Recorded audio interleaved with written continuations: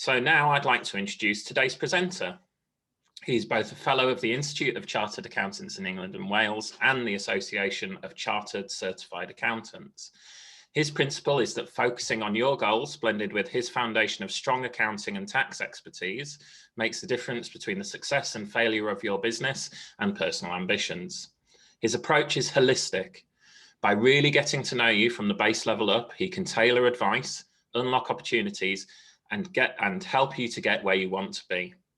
His skills built up over decades in practice help clients ranging from £100 million turnover groups to smaller family-run businesses to get their numbers working for them. Please join me in welcoming Neil Driver. Thank you very much, Nick, and welcome everybody to today's session. Please remember to take notes and ask questions, as Nick just explained, via the question panel or the chat panel. And remind you, please, to download the workbook if you haven't already done so. So just want to reflect on this thought for the day that I've put up in relation to the situation that we're probably in now. Although I would say that today's presentation is not just for businesses who might be rebuilding after the current situation we've been in, but a lot of it is applicable for all businesses, whether you're thriving or struggling or somewhere in between. It's just a lot of really good, sound business and personal advice and practice. But before we start, I wanted to reflect on the situation we find ourselves in. Some of us will be facing the potential loss of our business in an extreme, or our livelihoods and even our homes. Some will be feeling anxious, depressed, scared, and possibly apprehensive. Success in 2021 is likely to look very different to how we may have defined success at the beginning of 2020. Equally, failure is important to embrace too. We like to call our failures learnings, as we learn the most when we fail. What's important is that we're all in this together and we will all come through it together. In the words of JFK, a rising tide lifts all boats. The more we all support each other, the better we will all do. And we're here to offer you that support and help, and we want to help you. So before we get stuck in, I just want to throw in our usual disclaimer that the information in this educational webinar is general in nature and is no substitute for tailored advice specific to your particular circumstances. Today, we're going to look at some of the challenges you might be faced with and the mindset that you need to overcome them.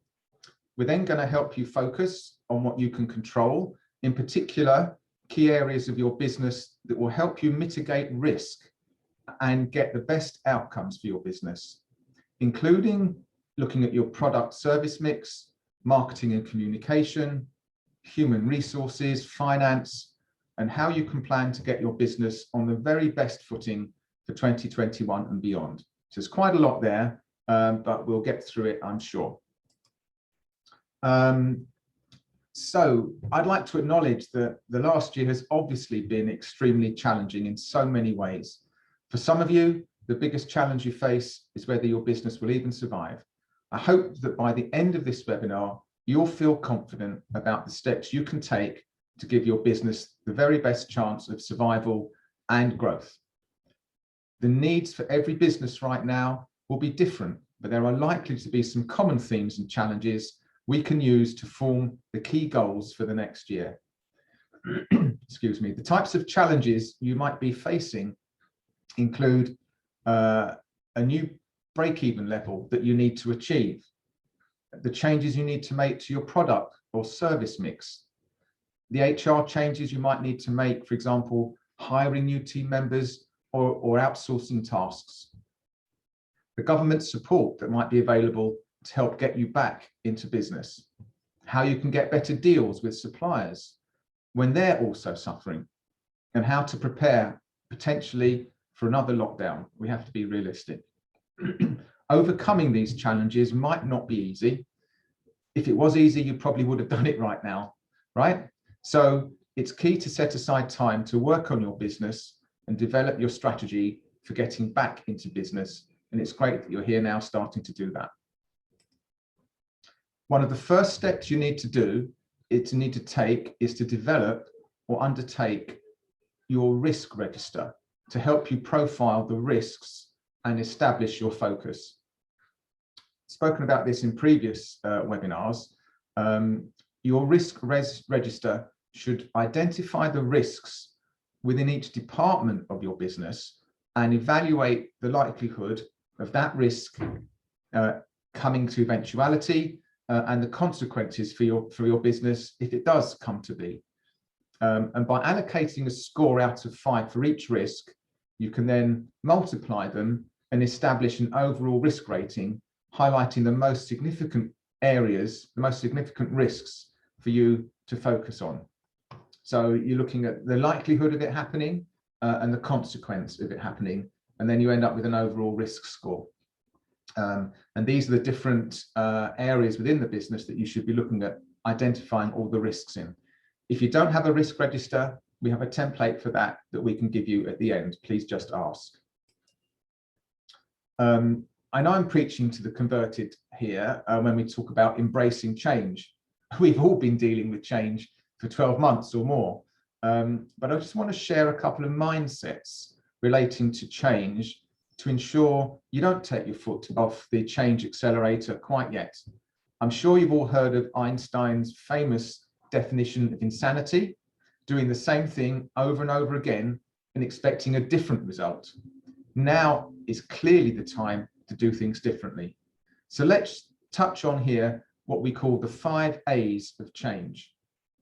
The first step is awareness that change is needed. And without that change, your business is going to be impacted. Are you aware of all the necessary changes? Probably not. We don't know what we don't know, right? Hopefully, by the end of today's webinar, you'll be a bit clearer on some of the changes you need to implement. The second A of change is acceptance. Acceptance to get back to business, to get back to normal. We must accept that we all need to make changes. The next A is action. And without action, there will be no change. We must determine the actions that we need to take as part of the plan for getting back to business and improving business.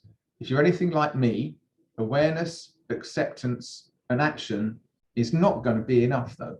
We may have the best of intentions, but things get in the way if you don't make time to take those actions. And I feel that making lists and planning for things without properly implementing and being accountable is really a waste of time for the stuff at the beginning. We also need the 4th A of change, which is accountability. We need someone independent to check in with us, keep an eye on us, and make sure that our plan is up to date and make sure that we act. And the 5th A of change is most likely the most important, acknowledgement. Change isn't easy. So if we acknowledge and celebrate the changes we're making, no matter how big or small they are, it's more likely we'll maintain the actions and changes going forward into the future. The next mindset that will help us keep our change accelerator down is the results mindset, which I'm sharing with you here. We know that we can't keep doing what we've always done if we want different results. So how do we ensure we get the results that we want? First of all, we have to decide what we're going to do. We need to distill our thoughts, ideas, and plans into just 4 or 5 key goals for the year. And any more than that, we will run the risk of being overwhelmed. And I can honestly say I've been there, listing out many, many goals and good intentions, and just too much to deal with. Keeping to 4 or 5 key goals gives you a really good focus. Then, for each of those goals, we need to break them down into the actions we need to take to ensure we're going to achieve them. These goals and the actions form the basis of our new plan. Then, remembering the 4th A of change, unless we've got some accountability, it's likely that other things will get in the way. Life, work, all kinds of stuff. And the plan that you have great intentions to do and have spent time developing won't become a reality. And that's really sad. Having someone independent to hold you to account will make sure that plan is actioned and make sure that you do more than you otherwise would have done. These three components are essential to achieving your desired results. In other words, the power of your plan is all in the implementation. As we embrace and set our new plan, we need to get very, very clear on our focus. What are the areas which are within our control and will have the greatest impact on our results? That's what we really need to focus on.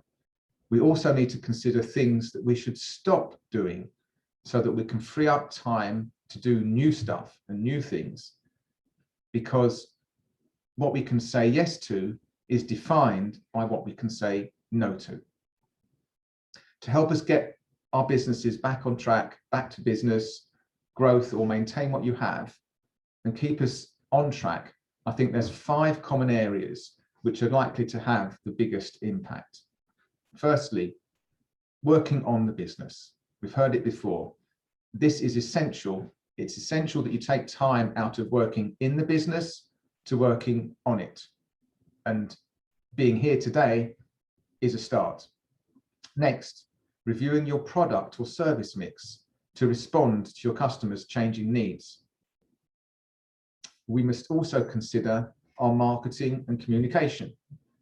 Do you have a plan for communicating that you're back in business, that you've changed, that there's new offerings and new services?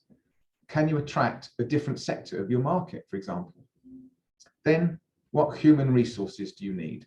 What are your resourcing gaps? Do you need to recruit new team members? Are you over-resourced in any areas? Can you outsource? What HR situations have you got to deal with? And lastly, we'll look at the finance, profitability and cash flow. And this is as much about your personal budget as well as your business budget. For business owners, those are really, really interlinked. What changes you need to make to your budget? What do you need to do differently? What do you need to cut back on? And so on. And also, very importantly, what bank and government support do you need? What are your cash flow requirements? And we'll go into those areas in some more detail right now. So, working on the business. There's lots of cliches out there, and I'm sure you've heard it before about working on the business. But what does that actually mean? Well, working on your business is simply when you can take time out of your day-to-day role and focus on planning. It's so easy to get bogged down in daily tasks and forget to concentrate on what you want your future to look like. Without a plan, you don't have a clear understanding of what you want to achieve. And once you've set that plan, you need to review and update it regularly. Your best efforts in setting out the plan today aren't worth anything if you never look at it again. So you need to set time aside to document your plan and regularly set aside time to ensure you're on track. That is what I'm talking about working on the business rather than in the business. Now, as a leader, there's key habits you need to develop to ensure you have the best chance of success. Deciding time to work on business regularly, that we've just been speaking about, keeping your plan up to date, taking time outside of the business for your own well-being. You've got to stay positive and be above the line. In other words, focus on what we can control. And it's important to measure the right things and take time to look at our numbers and the numbers that count in the business.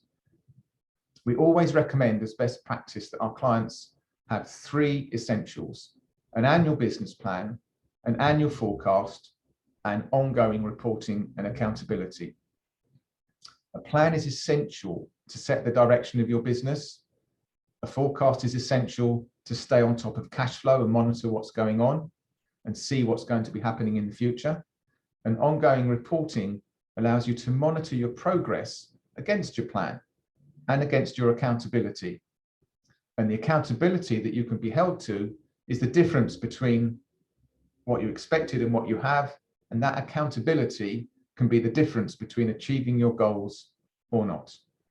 It's very difficult to hold yourself to account without someone else helping you with that.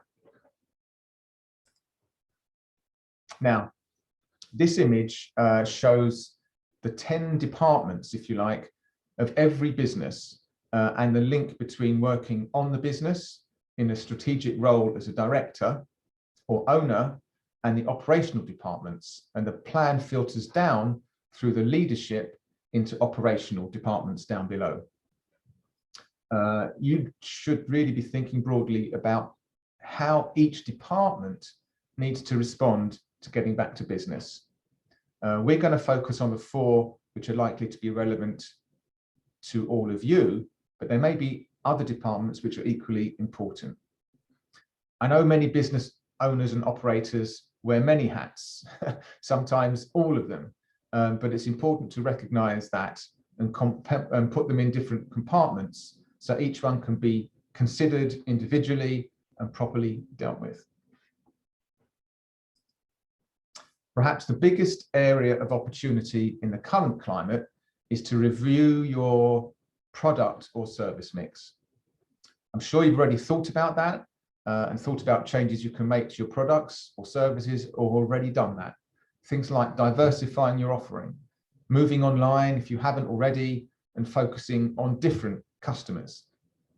You should have information to hand to evaluate each product or service and see which are selling well and which are not.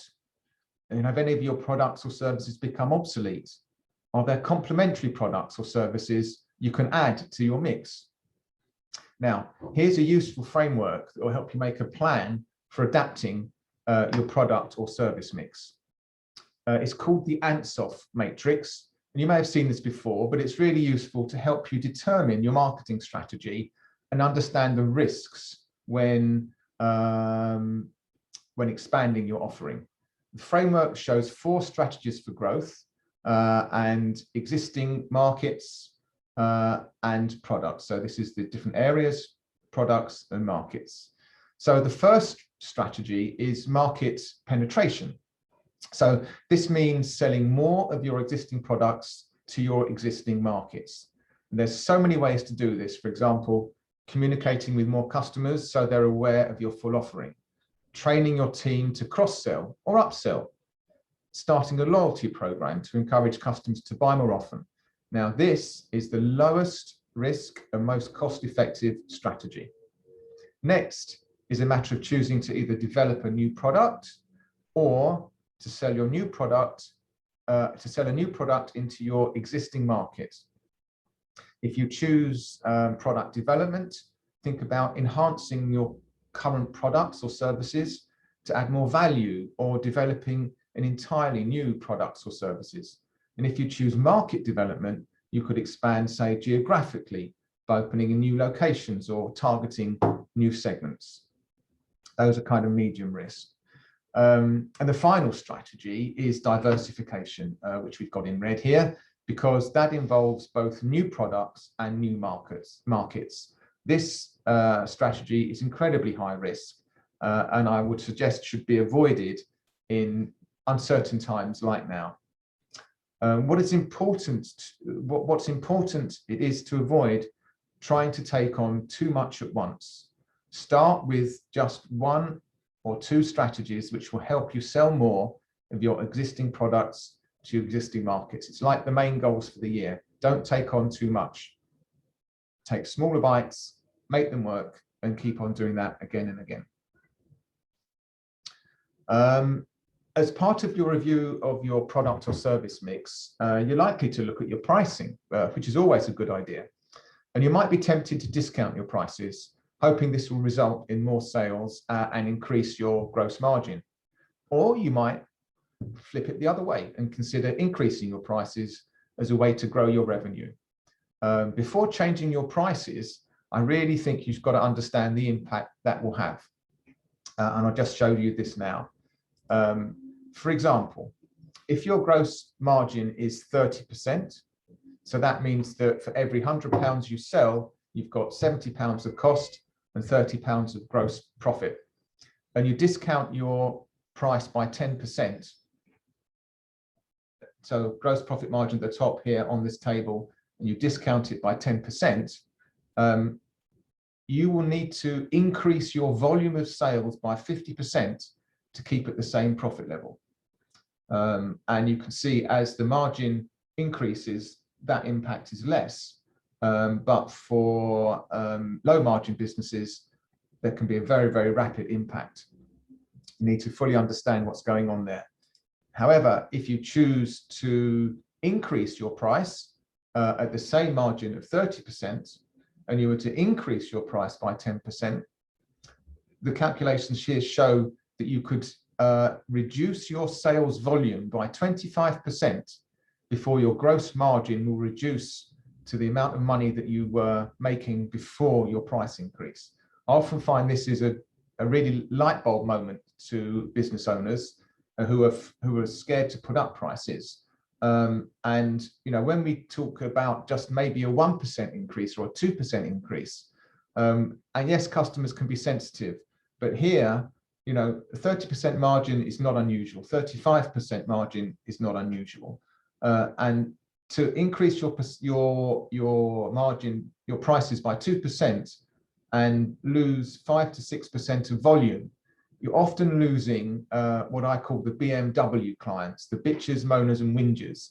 And it can make business far more efficient when the complaining clients drop out simply because of the price increase. We do more on that another time, but it's very, very important for you to understand what changing prices can do to the underlying business. At this stage, just going to have a little break and hand back to Nick, who's going to do a poll with you. Hello.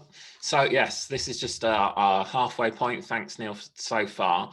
And I just thought I would give you an opportunity, and also just to make sure you're still paying attention, because I think that stuff with the Ansoff matrix about what you can potentially do with your products or services, and also that pricing stuff is really a really critical consideration. So I'm just going to give you a poll now, just to give your opinion on what you feel might need your attention coming through. You do have the option of saying, I think I'm fine at this point, saying none of the above, but hopefully you can come in here and say which of those areas you really feel needs your attention. Do you need to be increasing your sales to existing customers? Do you just need more customers? Do you need to develop new products? Are there complementary products you could be cross-selling over to people? Or do you need new markets? Do you need to identify a new area? Maybe it might be geographically, or it might be a different kind of customer. And do you need to just completely, at this time, do you need to be completely reinventing your business?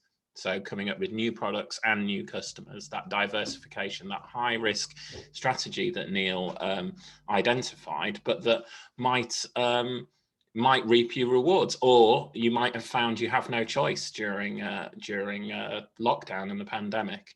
If you are watching this, the webinar recorded, perhaps on YouTube, and you won't see the poll at this point, please do let us know in the comments below which of these you think you're going to need to approach. And I think that was really crucial what Neil was saying about product pricing there. From a marketing point of view, from my point of view, often, and I can understand that business owners might think, well, I need to cut my prices, I need more customers, I need to cut my prices. And Neil quite clearly outlined to us there that actually by cutting your prices, you might actually be shooting yourself in the foot. Okay, thank you to those who've voted. Neil, we've got people saying market penetration, so they need to increase their sales and they need to get some new markets, so they need to develop some new customers. So back to you. Thank you very much, Nick. Very interesting.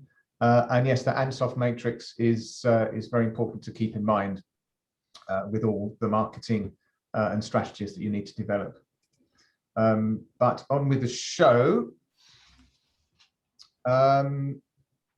There's never been a more important time to get to be clear on marketing, following from what we've just been saying, and on your communication strategy. One thing for sure is that your loyal customers will be eager to support you as you get back to business and grow your business. There's a great sense of community out there at the moment, and there lies an opportunity for you to broaden your customer base by clearly communicating your intentions across multiple channels. Your advocates can like, tag, and share their support. So start crafting your messages, which above all else needs to be clear and precise. From a health perspective, perhaps we should be reassuring our customers and your team that you've taken the necessary safety measures to keep them safe. Explain to them how you'll manage physical distancing, safe payment processes, cleaning, etc. We've seen a lot of that out there already, but I think it's important to make it as clear as possible. So have a review of that. Next, it's important to clarify any changes in opening hours or your operations, shorter or longer, earlier, later, and then promote your new products or services within that mix. Communicate these messages in the right places.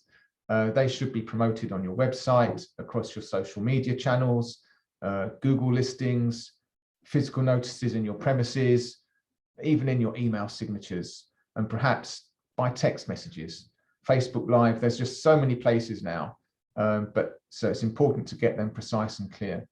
Don't assume your customers will go looking for that information in the same place for everyone. A potential customer might need to see your messaging a few times before they prioritize spending with you. So it's important to keep stressing all this.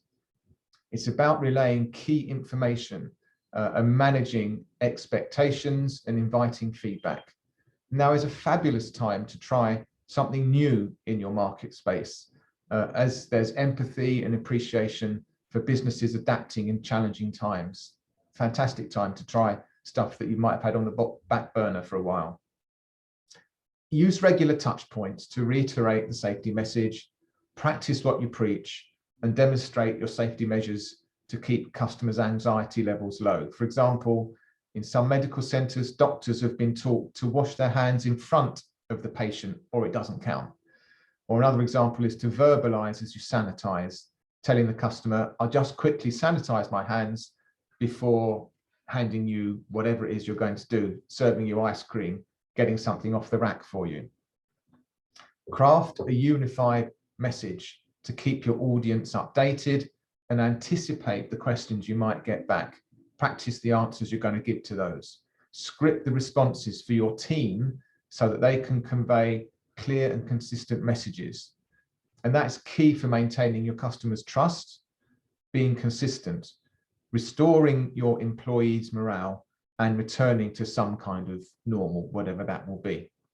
So all your messaging needs to be timely, relevant, empathetic, and considerate of your customers' needs and challenges and your team's needs and challenges.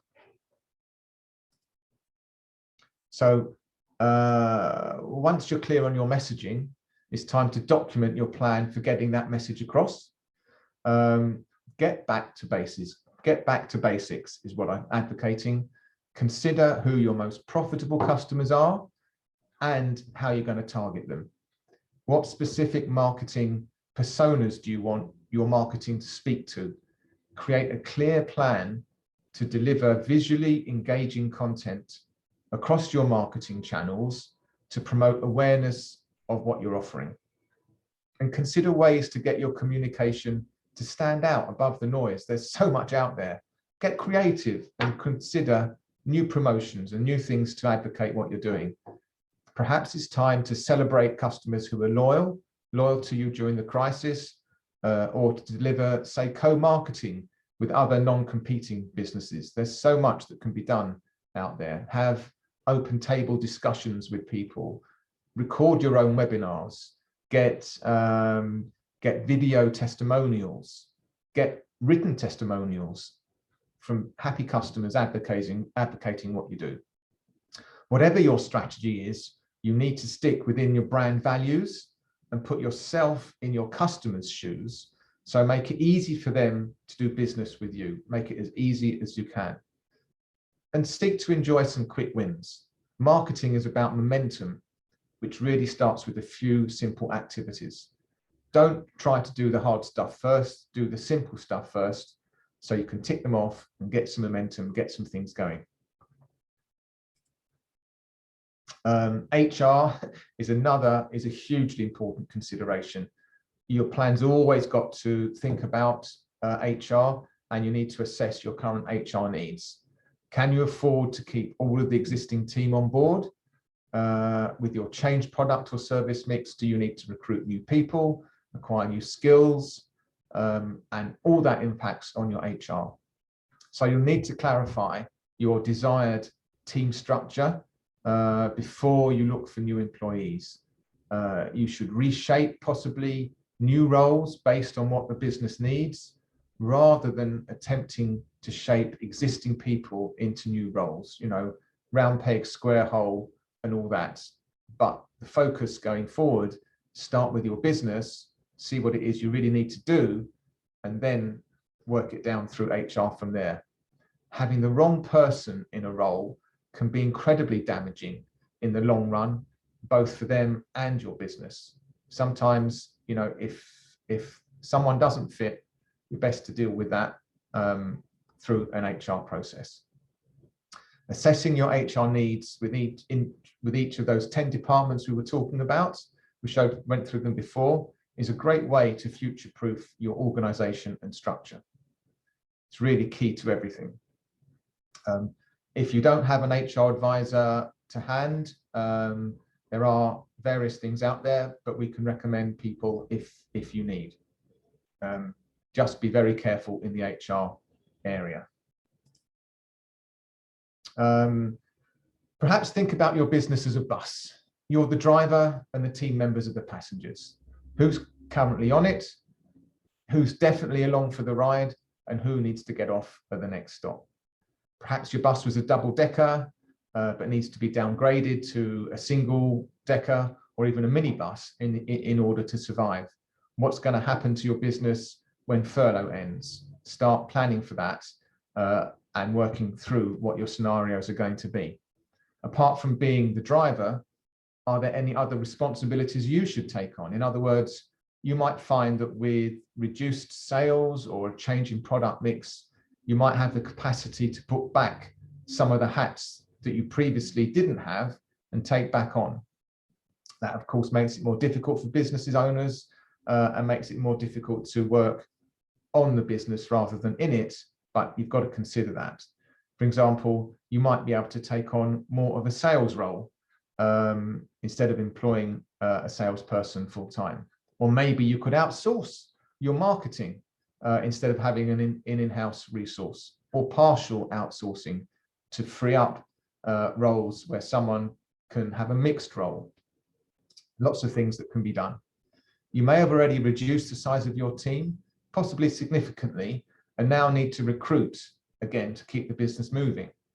There's various government resources out there with apprenticeships and so on that can help at a lower level, and training. So keep an eye on that, and keep an eye on our regular mail outs and email shots that have got all those details in. Either way, every business should be reviewing their HR needs and ensure that the bus is the right size, so to speak, with the right passengers on board, and that together you're in the best possible space to support each other to help move the business forward and perform and achieve those goals that you've set out. Team well-being, individual well-being is highly important.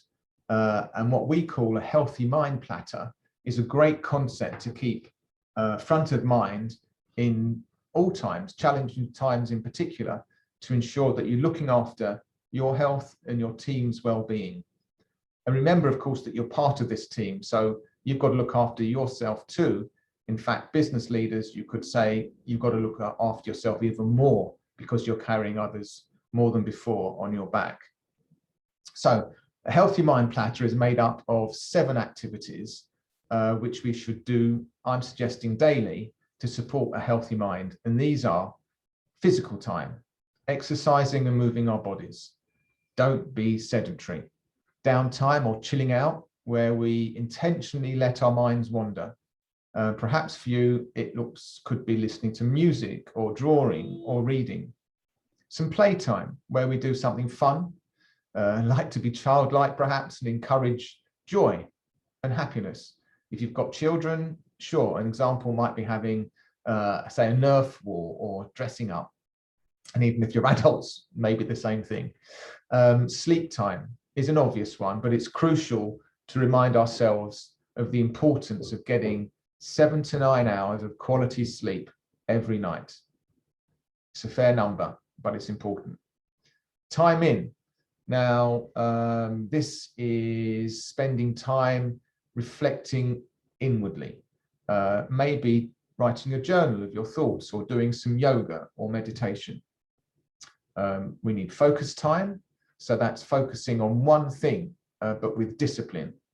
And lastly, connecting time is essential, both connecting with other people and with nature.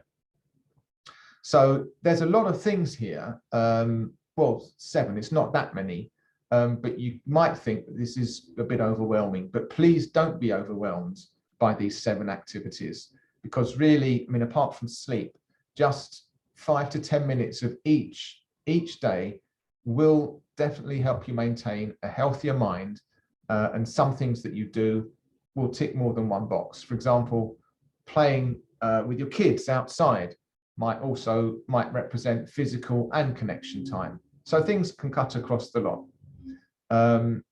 But have a real deep thought about what you're doing, especially as the summer's on its way.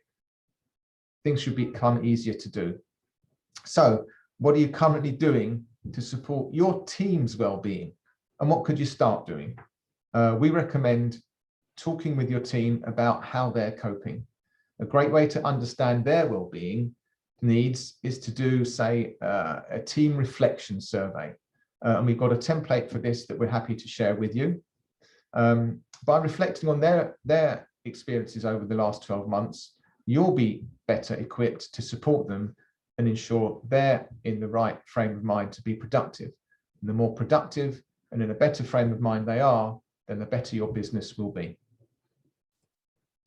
Of course, finance. All of what we've talked about so far will have an impact on your finance, profitability, and cash flow. And it's important to get the order right here. So start off with your personal circumstances and determine your personal budget for the next 12 months. Then do your business budget and see if your personal budget is achievable given the business cash flow and profit forecasts. So let's have a look at those aspects in more detail. The first step of improving cash flow and reducing the stress and strain on your business at any time is to review your personal budget. What different spending habits have you adopted recently that have been imposed on us that perhaps you should carry on? Or what old habits and costs can you eliminate? Now, we've got a great personal budget template that we can share with you that helps with this. Goes through all the different sectors of your spending and evaluates it, and it's got even an actual to budget section in this as well. So once you've done your personal budget, then you'll update your business budget. Now, of course, that's a far more complicated exercise as it pulls together different scenarios that you're planning. For example, if you're going to introduce new products or services, you'll need to project as best you can what the predicted sales and costs will be, and the cash flows. Of course, cash flows are have different timing elements to it, and different scenarios can get relatively complex within the planning exercise when you're deciding which one to go for. Different marketing and communication decisions will also have an impact on business cash flow, as will your HR. So we're building all of those decisions in to your financial forecasts. Your business budget can then become more of an iterative process that will need constant review and updating. In normal circumstances, more stable circumstances, I advocate it's not it's not necessary to review your cash flow and your budgets more than every 6 months or maybe a year, because in reality, as soon as you've set them, things change and you want to tweak them. But in times where things are less certain and there's more risk around, it is more important to review them, perhaps informally every month, but you should be doing that anyway when you compare your actual results to your budgeted results, so you can see what's going on, and maybe flex the cash flow going forward on a quarterly or 6 monthly basis. So by working with us, we can help factor in some of the more complex aspects like tax, government assistance, bank finance, and capital expenditure. All of these are important to get in the right place in the cash flow. And if you're doing it on a simple spreadsheet, that can be really very difficult to achieve, especially with different scenarios. And then we can also help you with managing your cash flow on a regular basis. Cash flow is the lifeblood of business. And if you've struggled with cash flow in your business, it will come down to just one or more of these. I've distilled it down into 7 causes of poor cash flow. And having a close look at these as part of your planning is essential to look at each one. The first is your accounts receivable or debtors process. So who do you give credit to? What payment options do you give them? And what do you do if they don't pay? If you could reduce the number of days your debtors take to pay you by 10 days on average, how much extra cash would that put into your bank? The second is your accounts payable or creditors process. What controls have you got in place on expenditure? Can you get a better deal with any of your suppliers to push out payment terms? Difficult at the moment, but you need to try. The next is your stock or production process. How much stock do you need to hold? Perversely, at the moment, stock is difficult to get. Perhaps your stock holding has got to increase, and just-in-time processes are actually being put on the back burner. What lines do you need to no longer supply to customers? What controls do you have to have on ordering? How can you streamline the production process? Next, having the right debt or capital structure. Having it wrong can really cripple your cash flow. For example, even though interest rates are generally low right now, if you've got an overdraft or credit card, can some of that be converted into a term loan, reduce interest and get it cleared over time? Should you sell other investments to repay debt in your business? What bank finance is out there? Are you making use of the current new round of bank funding that's out there backed by the government? Overheads are costs which don't change based on your sales level, like utilities, rent, advertising. Those should all be reviewed at least annually, and at the moment, far more frequently. Can you switch utilities to a different company, get a better deal? Are your premises the right size? When can you move out? When do you need to expand? All those things can affect your cash flow. Your gross profit margin. We touched on that when we were looking at sales.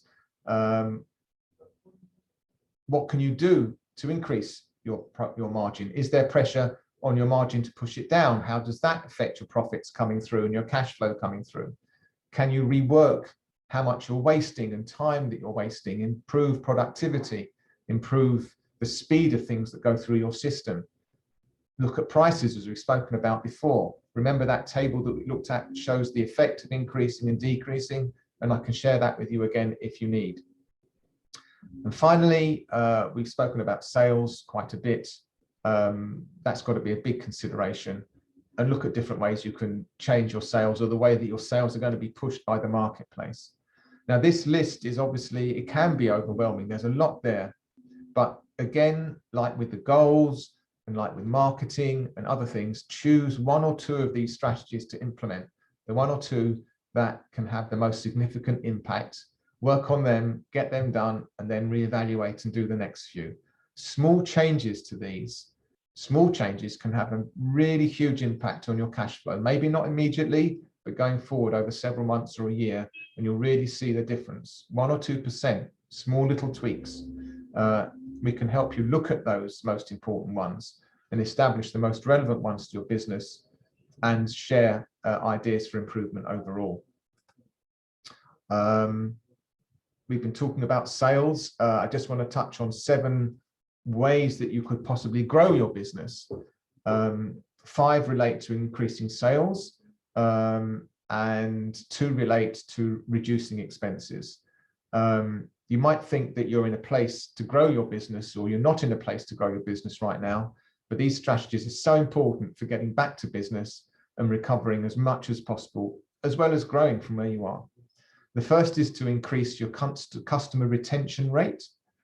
What can you do to delight your customers, to make them want to return to you again and again? Do you know what it is your customers really want?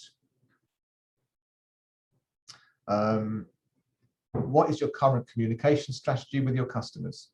The second is to generate more leads, attract more prospective customers, reflect on what we've been talking about today. What can you do to get your brand and business in front of more of your ideal target customers? And the third is to increase those leads and convert those leads into customers. What can you do to increase your conversion rate or your proposal acceptance rate? You put in all that hard work, you've got a new customer, you put a proposal to them, and then are you falling down at the last hurdles? What's going on at each of those stages? Work out how you can improve on that. Next, increase the transaction value, or get your customers to spend more with you each time. What additional opportunities have you got to sell to your customers? Upselling, bundling, all different ways to increase that value of the transaction. The 5th way is to increase the frequency of transactions, or get your customers to buy from you more often. How can you encourage them to buy more often? The 6th way is to reduce your cost of sales, or your variable costs. Now, can you get better supplier terms? Can you increase your efficiency or reduce your wastage rate? And finally, reduce your overheads or fixed costs, which we just looked at in one of the causes of poor cash flow.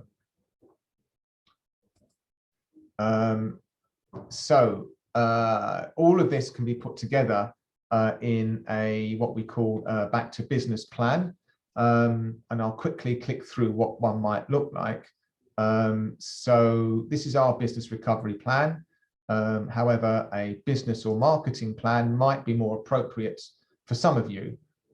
What matters is that you document your plan with clear goals and actions, and have some accountability to make sure you get it right. So we're starting with a summary of the key changes you want to achieve. I'm just going to flash through this. The words are going to be different for each business.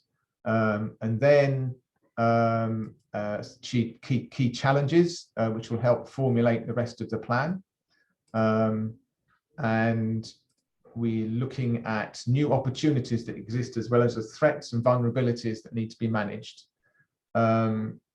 Then we're going to be looking at key performance indicators to achieve the five most important habits to maintain as our business recovers.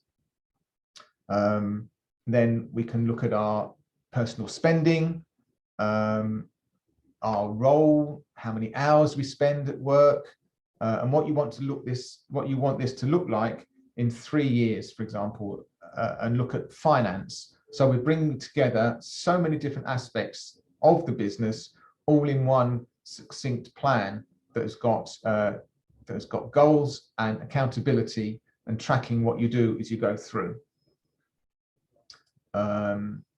We can have our annual budget, and then we can have our goals broken down into each department or business. So can identify each department what we want to do differently, and set a goal which we've broken down into 90-day goals, and then identify the actions that you need to achieve those goals. Important to allocate a person who's responsible for them and a date.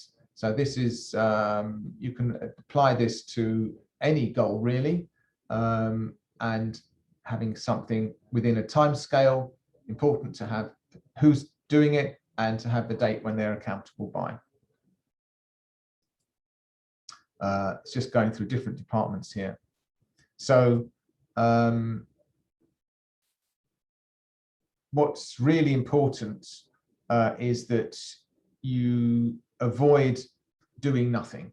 All of the stuff we've been speaking about today is highly important and important to pull together in a plan. So I know you're going to be busy. Life is busy, work is busy, but write them down, compile your plan, look at the key areas that you need to work on, and take action and be accountable for what it is you need to do. We're going to go back to Nick now and probably do another little poll. Thank you, Neil, and thank you everyone for who stayed with us. And if you're watching on the recording, please do let us. This is the opportunity to let us know what you think, what you've thought of the content so far. Neil isn't quite finished. He's got some detail on how you can get support from us, but it would help us really if you could provide a little bit of feedback now on what you thought of the webinar in general, which was your favorite element of it, you know, which element really jumped out at you, and also whether you think you're going to look forward to support. Now's also a good time to start thinking about if any of the topics have generated questions for you. Please do submit them as questions. If you're watching the recording, please do feel free to put a comment in, or you can contact us directly with that follow-on question, and we'll get back to you. We have limited time here on the live session, so we'll probably just talk about some general questions. If you have a specific question, please do come back. And thank you for those who are letting us know that the stuff early on in the webinar was very interesting. The stuff about risk and the Ansoff matrix that we talked about. So thank you very much. So Neil, back to you for what kind of help could people get from us? What tangible things can they get from us? Thank you very much, Nick. Of course, here we go. So here's some offers for you today, or for those of you watching the webinar, things that you can get from us. The risk register that Nick was just talking about, we're happy to let you have a version of that so that you can work through your risks. There's some help sheets on there and a matrix of how to work it out and look at it. And please do give us a call afterwards to discuss what those might be and help us so that we can help you prioritize. That we're happy to provide to you for free. As is a personal budget planner. It's a spreadsheet explaining how to do, and it's great for listing out the different sections of your budget rather than you go through your bank statement and trying to identify them yourself, planning it out by month, and then you've got something that is you can compare your actual to budget. Again, complimentary on us. Also, a back to business action list. That is pretty much bringing together a lot of the things that we've been talking about today, summarizing the actions that you need to take, listing all these things out in a few succinct pages, and helping you create that action list of what's important, when it's going to be done by, who's going to do it. So again, please just ask for that, and we're happy to provide it. And do remember to give us a call afterwards to discuss that with us. That's all complimentary. If you want us to help, and we're helping a lot of clients with a business recovery plan for all those different areas to look at in your business, personal, HR, marketing, finance, getting that business plan, business recovery plan, and getting your key actions together in a timely way. We can help you with that in a session just from £770. And also a more traditional business plan and cash flow. Of course, these depend upon the complexity, which is why they are from a certain amount. We'll give you a fixed fee before we do the work, also from £770. We're always happy to talk to businesses and prospects for free and have a complimentary meeting just to talk through the issues that you have, see how we can help. Please do contact us for that.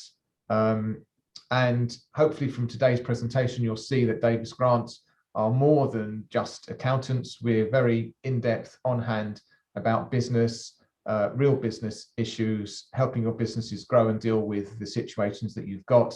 And the actual numbers in this presentation were quite minimal. And at the end, even though they are ultimately very important. So please do contact us and put us in touch with anybody that you think needs a good chat. I will now, I don't know what questions have come through. Nick, have we got anything? No, I had a question for you, Neil, and I just wanted to say, as we go into the Q&A, that if you do want any of those things that Neil just mentioned, please either contact Neil or myself. And also at the end of the webinar, there will be a survey in which you can tick to say you'd like to receive them. So please do let us know. I guess the general question I had for you, Neil, and I'm aware we're nearly out of time. So if anyone does have any questions, please do email them to us and we'll get back to you personally, or Neil will we will handle them. My only general question for you, Neil, is about that ethos of there might be people thinking who are reluctant to talk to their accountant about these kind of matters because they don't seem directly related to their accounts or their tax bill, for example, or their tax return. Yeah. What do you have to say to people who kind of are reluctant to approach their accountant or to speak to us about these kind of planning and strategic issues? Yeah, it's a good point. I mean, I think a relationship with an accountant like that is very granular and just merely focused on historic numbers and what's happened in the past. What we're about is having discussions that are relevant and live now to clients before we do their accounts and tax, which is kind of like the result of what how we're working with clients. So for us, it's about an ongoing relationship. It's about understanding what's going on now and dealing with the real issues in the business, understanding what that business wants to do for the business owners and relevant people with an interest in the business to drive their lifestyle and to help them with the real issues that they're going on. We thrive and survive on that kind of advice, kind of real advice for active businesses, timely and that is relevant now. If business is a lonely place, if you haven't got someone to speak to, if you haven't got someone to bounce ideas off, if you haven't got someone to be accountable to make sure that you're taking those actions, then come and speak to us. That's what we do all day, every day, and helping support businesses. And really, the things that you're talking about, historic numbers and tax, should just fall off the back of regular contact. So if you're not getting that support, perhaps either the person you're with can't do that, or isn't the right one for you. Understood. And it's about that ethos of understanding, and a lot of what we try and do at Davis Grant is building that culture that people understand we're there to support them and bring us together. Yeah. And really that proactive communication. So if you're worried about something or you have those questions, that you can pick up the phone and speak to us about them. So we're out of time there, Neil. So I'm sure everyone who's joined us live and those watching will would want me to thank you. So I'll hand back to you for your parting thought. Thank you very much. Thanks very much, Nick. Thanks everybody for listening. So just before we go, I think I just want to share this quote with you. Make a plan today for how to overcome the changes and challenges that you're facing. Commit to at least 3 actions you will take as a result of today's webinar. Write them down, give each of them an owner and a completion date. Remember, if you need our support, then we're here for you. Thank you for joining. Thanks for attending and participating in the webinar, and do complete your feedback that you'll get on the exit from this. Thank you for making the time to attend this webinar. We appreciate that your time is very valuable. Complete the brief exit survey following this so we can continually improve and get your feedback on what other webinar topics you might like to see from us. I hope that we've given you plenty of ideas to ponder and some clear next steps for you and your business. Thank you once again.